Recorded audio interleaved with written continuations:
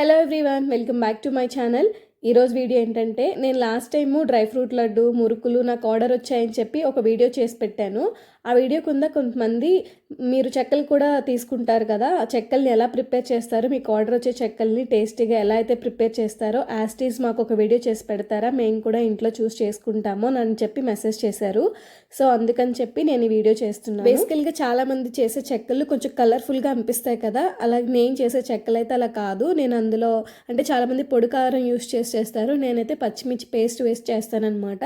కానీ టేస్ట్ మాత్రం చాలా బాగుంటుంది.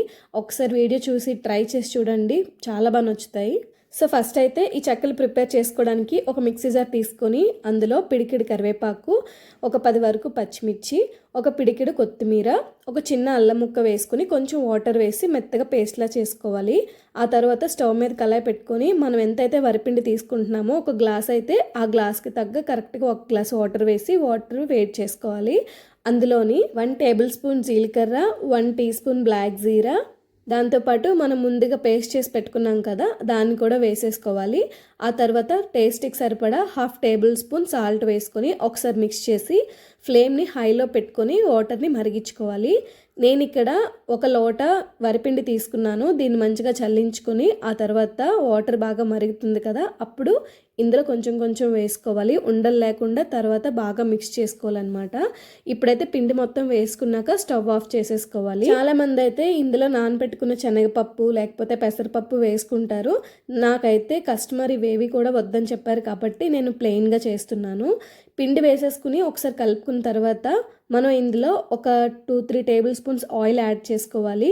ఆయిల్ వాటర్ మరుగుతున్నప్పుడైనా వేసుకోవచ్చు, లేదంటే ఇలా పిండి కలుపుకున్నప్పుడైనా వేసుకోవచ్చు. కలిపినప్పుడు వేస్తే కొంచెం గుల్లగా వస్తాయన్నమాట మంచిగా. ఆయిల్ వేసాక పిండి మొత్తం బాగా మిక్స్ చేసుకొని ఆ తర్వాత మనకి ఏ సైజులో అయితే చెక్కలు కావాలో దానికి తగ్గట్టు రౌండ్గా బాల్స్ చేసుకొని పక్కన పెట్టేసుకోవాలి.